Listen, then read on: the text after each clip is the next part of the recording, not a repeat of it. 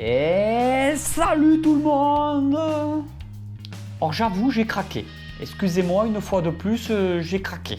Donc je me suis fait une petite commande chez Microphone.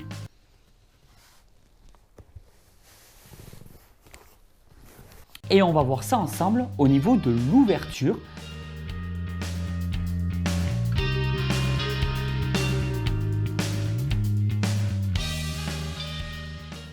Alors je vous dis juste, c'est un nid.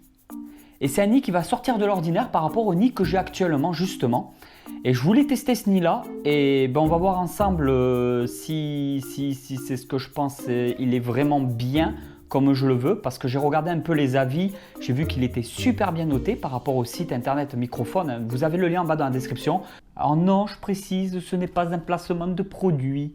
Je tourne cette vidéo le samedi matin.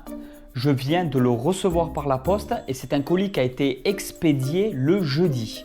Alors le jeudi, j'avais le mail avec le suivi, comme quoi mon colis avait bien été expédié. On va faire ça propre.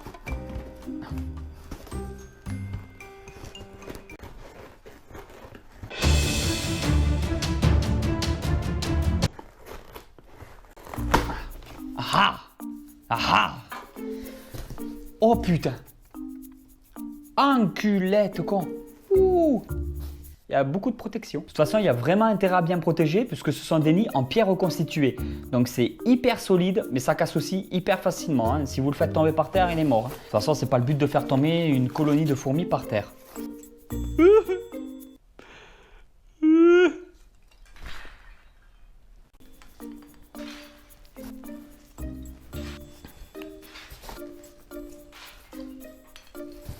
Et regardez ça.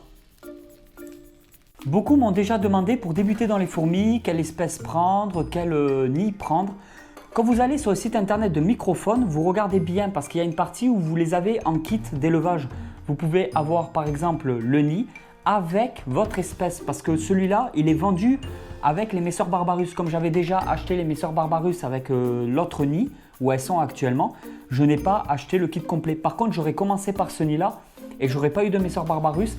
Personnellement, j'aurais acheté donc le nid avec les Messor Barbarus. Je pense que ça vous revient moins cher. Donc ceux qui veulent se mettre dans l'élevage de fourmis, en plus les fêtes approchent, sans déconner, allez faire un tour sur Microphone quoi. Tous les nids sont réalisés par lui-même d'après ce que j'ai compris et sont en pierre reconstituée. Putain, il me tarde de voir ça en vrai alors que j'arrête de parler et que j'ouvre. Oh, c'est pas possible. Oh putain, il est magnifique hein. Et il n'est pas du tout comme sur la photo. Oh putain. Oh, il est trop beau les gars. Oh là là. Alors ça, c'est la partie vraiment nid habitable. Ah, il est magnifique, magnifique. Je vais carrément prendre la GoPro pour vous montrer ça. Et je vais vous expliquer un peu son fonctionnement. Alors pour vous donner une idée, regardez par rapport à une main. Il est énorme.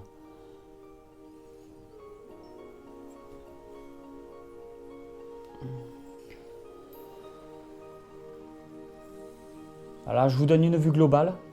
Un véritable décor en pierre reconstituée magnifique. Là, on a toutes les salles. C'est un nid pour petites espèces et espèces de taille moyenne. Les Messor Barbarus vont bien dans ce nid. Et comme je vous l'ai dit, il y a des kits où vous avez directement Messor Barbarus et le nid sur le site internet. Ici, nous avons la partie où les fourmis peuvent rentrer à l'intérieur des salles et ressortir dans l'aire de chasse qui se trouve au-dessus. L'anti-évasion a déjà été appliquée. Hein. Tous les nids apparemment de Microphone ont l'anti-évasion déjà appliquée. Vous avez juste à le renouveler à peu près dans 3 mois, 6 mois. Et ici, nous avons la réserve d'eau. Cette réserve d'eau va vous permettre donc de mettre l'eau en dessous pour créer l'hygrométrie.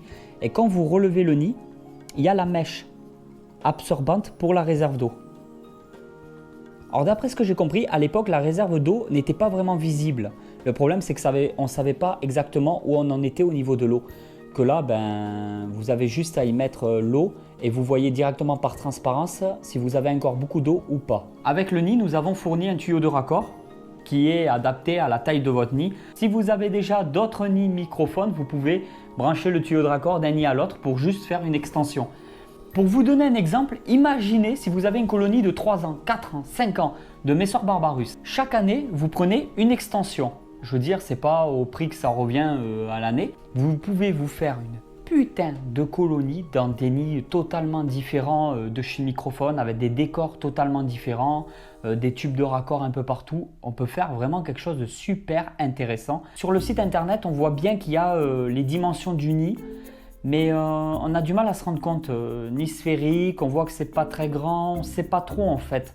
Même avec les dimensions, on a du mal à s'imaginer. Je ne m'attendais pas à un nid, moi honnêtement, de cette taille-là.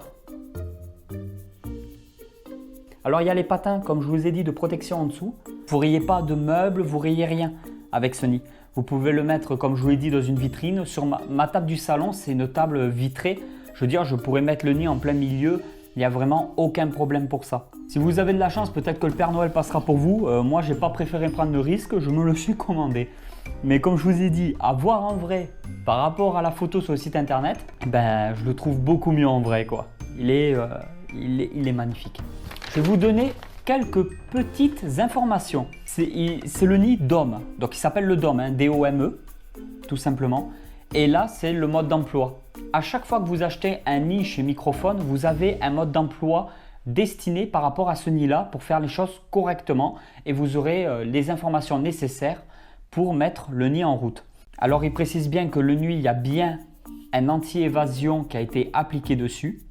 Cette anti-évasion dure de 3 à 6 mois. Si vous voulez une espèce qui demande très peu d'humidité, une espèce qui demande une humidité moyenne ou une espèce qui demande une forte humidité, tout est vraiment précisé. Ben, tenez, vous n'avez plus qu'à faire arrêt sur image et vous avez déjà pas mal d'informations. Alors apparemment, la fréquence au niveau de l'eau, alors ça c'est terrible, putain, tout est vraiment détaillé, tout. Au niveau de la fréquence pour mettre de l'eau dans le nid est conçu pour durer à peu près 2 semaines sans renouveler l'eau. Pour les espèces par exemple comme les Messor barbarus, beaucoup d'entre vous m'ont posé la question, comment ça se passe quand le nid est plein, qu'il y a des fourmis partout?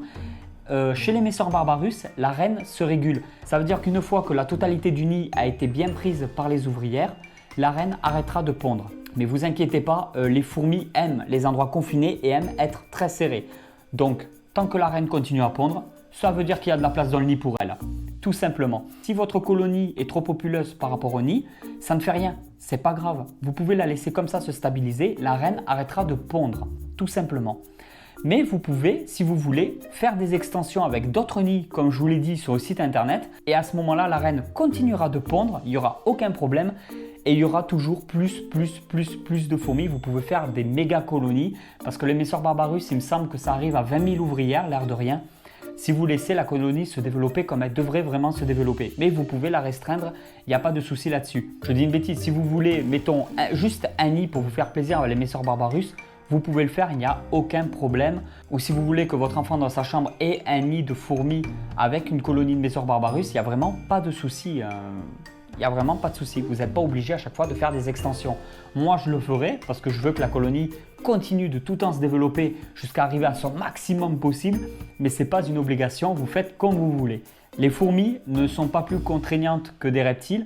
Vous pouvez partir en vacances aussi sans aucun problème. Ne vous inquiétez pas. Moi, je pense que c'est quelque chose de génial. La myrmécologie, c'est vraiment bien. Les Messor barbarus sont une espèce en plus qui sont... Parce que je parle beaucoup des Messor barbarus parce que pour moi, ce nid, je le trouve nickel pour des Messor barbarus. Et les Messor barbarus sont une espèce qui sont super bien pour les débutants parce que c'est une espèce un peu, entre guillemets, parfaite. Elle peut se nourrir exclusivement que de graines, sans rien d'autre. Elle a différents castes.